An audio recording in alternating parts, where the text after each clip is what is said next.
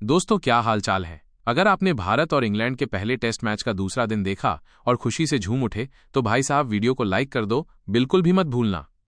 और हाँ, सपोर्ट करते रहना, क्योंकि आज का दिन तो कसम से बवाल था। सुबह सुबह ऋषभ पंत ने जो छक्का मारा वो तो सीधे स्ट्राइकर के दिल में लगा, बेचारा वहीं ढेर। और उसके बाद पंत ने जो धुनाई शुरू की, इंग्लैंड के बैट्समैन बेचारे पवेलियन में बैठे बैठे बस क्रिएशन पर मजबूर हो गए। मैं तो कह रहा हूं, उनके चेहरे देखने लायक थे। अच्छा, एक बात बताओ, चावला और मोहम्मद सिराज में से कौन ज्यादा खतरनाक आर्टिस्ट है? अपनी राय कमेंट में जरूर बताना, हम इंतजार करेंगे। ज्यादा वक्त नहीं लगेगा। लेकिन ये दूसरा दिन, ये तो इतिहास में दर्ज हो गया दोस्तों। भारत और इंग्लैंड के बीच पहले टेस्ट का दूसरा दिन खत्म हो चुका है। और अगर आपने ये पहला दिन भी देखा था ना, तो मानिए आपने कुछ ऐसा देखा है जो इस गेम को सबसे अलग बनाता है। स्कोर भले ही न बदला हो, लेकिन हवा बदल गई थी, एनर्जी बदल गई थी, और वो जोश था जिसने भारतीय टीम का चेहरा चमका दिया था। तो आइए बताते हैं उस मैदान का हाल जहां सिर्फ गेंदें नहीं, जज्बात भी टकरा रहे थे। पहले दिन का खेल खत्म हुआ और भारतीय प्रशंसकों की उम्मीदों को एक बार फिर पंख लग गए। इंग्लैंड के कप्तान बेन स्टोक्स ने जब पहली बार टॉस जीता और गेंदबाजी का फैसला लिया तो शायद उन्होंने सोचा था कि नई गेंद से जल्दी विकेट निकलेंगे। लेकिन क्रिकेट ने अभी एक भी गेम नहीं खेला है। केएल राहुल, अरे भाई राहुल, वो आए और ऐसा खेल दिखाया। हर ड्राइव, हर पुल शॉट, हर स्ट्रेट बैटेड शॉट एक ऐलान था, ये मेरी पिच है।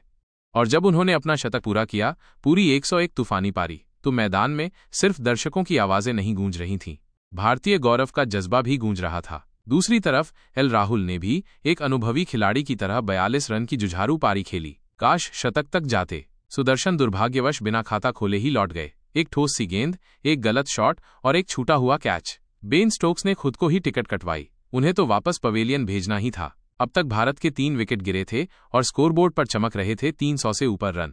तभी मैदान पर आए शुभमन गिल, आत्मविश्वास से लबरेज, संयम से लैस और क्लास से भरे हुए, और उनके साथ पिच पर उतरे ऋषभ पंत, जिनका अंदाज किसी तूफान जैसा होता है, अनिश्चित लेकिन असरदार। शुभमन गिल और ऋषभ पंत की जोड़ी दो अलग अलग सोच पर एक ही लक्ष्य के लिए मैदान में थी। गिल की बल्लेबाजी थी जैसे राग यमन, सधी हुई, शुद्ध और तकनीकी। वहीं पंत की पारी थी जैसे कोई तबला वादक मंच पर आ गया हो, हर गेंद पर प्रयोग, हर शॉट में सरप्राइज। पहले दिन का खेल खत्म होते होते भारत का स्कोर था 3 विकेट पर 359। सोचिए, 359 रन सिर्फ 3 विकेट खोकर। ये सिर्फ बढ़त नहीं थी, ये इंग्लैंड पर मनोवैज्ञानिक दबाव था। दूसरे दिन की सुबह हर भारतीय क्रिकेट फैन के लिए एक त्योहार जैसी थी। सबको उम्मीद थी कि भारत 500 के पार निकलेगा, शायद 600 तक भी। लेकिन दोस्तों, क्रिकेट में कोई गारंटी नहीं होती। खेल शुरू हुआ, गिल और पंत स्ट्राइक पर, लेकिन जैसे ही खेल का 10वां ओवर आया, एक गड़गड़ाहट हुई। शोएब वसीर की गेंद पर शुभमन गिल ने हवा में एक बड़ा शॉट खेल दिया। गेंद लॉन्ग ऑन ऑफ की दिशा में गई और जोश टंग ने शानदार कैच पकड़ा। गिल की मेहनत से सजी 147 रनों की पारी थम गई। 227 गेंदें, 19 चौके और एक शानदार छक्का। पूरे स्टेडियम में सन्नाटा, क्योंकि गिल का विकेट सिर्फ एक खिलाड़ी का आउट होना नहीं था, वो था भारत के संतुलन का टूटना। गिल के आउट होते ही अगली जिम्मेदारी थी करुण नायर के कंधों पर। नाम भले ही शांत हो, लेकिन याद कीजिए, यही करुण नायर थे जिन्होंने एक बार 13 शतक ठोककर दुनिया को चौंका दिया था। टीम इंडिया में उनकी वापसी एक कहानी जैसी थी, पर अफसोस इस कहानी का क्लाइमैक्स वैसा नहीं रहा जैसा चाहा गया था। बेन स्टोक्स ने गेंद फेंकी, बाहर जाती गेंद, टेम्पटिंग सी। करुण नायर ने बड़ा शॉट खेलने का प्रयास किया, लेकिन गेंद उनके बल्ले और इरादे दोनों को चीरती हुई ऊपर गई। हवा में झूलती गेंद को ओलीपॉप ने डाइव लगाकर लपक लिया। करुण नायर बिना खाता खोले लौट गए, चुपचाप भारी कदमों से मैदान से। उनकी वापसी दर्शकों की उम्मीदों का पतझड़ थी।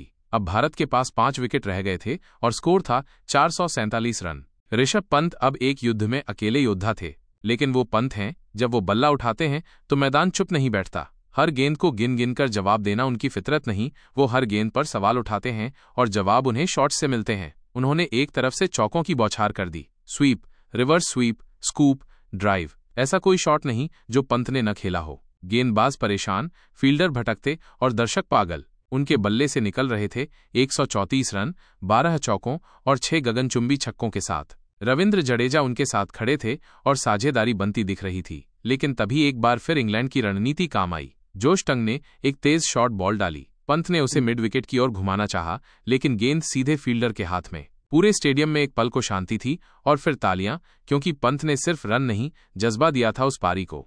ऋषभ पंत के आउट होते ही मैदान पर आए शार्दुल ठाकुर। उनसे उम्मीद थी कि वो टीम को 500 पार पहुंचाएंगे, लेकिन इस बार भी बेन स्टोक्स ने ऐसा जाल बिछाया कि शार्दुल फंस गए। सिर्फ 1 रन बनाकर आउट और आसान कैच लिया जैमी स्मिथ ने। अब भारतीय पारी डगमगा रही थी, 7 विकेट गिर चुके थे, स्कोर था 454 रन। इसके बाद मैदान पर उतरे जसप्रीत बुमराह। उम्मीद नहीं थी कि रन बनाएंगे, लेकिन उम्मीद थी कि रुकेंगे। पर क्रिकेट की क्रूरता देखिए, बिना खाता खोले ही हैरी ब्रूक के हाथों कैच आउट। गेंदबाज वही, जोश टंग। रविंद्र जडेजा ने एक ओर से संघर्ष जारी रखा, लेकिन ज्यादा देर वो भी नहीं टिक सके। 11 रन बनाकर आउट हुए और अंत में आए प्रसिद्ध कृष्णा। उन्होंने 1 रन बनाया और आउट। पूरी भारतीय पारी 471 रन पर सिमट गई। 500 तक जाते जाते ये पारी जैसे किसी ने बीच में रोक दी हो, जैसे कोई सपना अधूरा छोड़ दिया गया हो। लेकिन असल क्रिकेट वहीं शुरू होता है जब आप गिरकर उठते हैं। बेन स्टोक्स और जोश टंग दोनों ने 4-4 विकेट लिए। उनकी योजना और आक्रमण ने भारत को संभलने नहीं दिया। अब कहानी का रुख बदलता है। अब बारी थी इंग्लैंड की। अब देखना था कि क्या भारत सिर्फ बल्ले से ही ताकतवर है या गेंदबाजी में भी उसका जवाब नहीं। इंग्लैंड की सलामी जोड़ी जैक क्रॉली और बेन डकेट मैदान पर उतरी। उनकी बॉडी लैंग्वेज कह रही थी, हम डरे नहीं हैं, हम हमला करेंगे। पहली ही गेंदों से उन्होंने बेसबॉल स्टाइल में शॉट मारने शुरू किए, लेकिन कप्तान शुभमन गिल ने तुरंत एक फैसला लिया, जसप्रीत बुमराह को नई गेंद दो, और बस खेल बदल गया। बुमराह की पहली गेंद ही इतनी तेज और टेढ़ी थी कि जैक क्रॉली चौंक गए। और जब छठी गेंद आई, बल्लेबाज का बल्ला, गेंद और फिर पैड, और अंत में कैच सीधा करुण नायर के हाथ में। भारत को पहली सफलता। स्कोर सिर्फ 4 रन।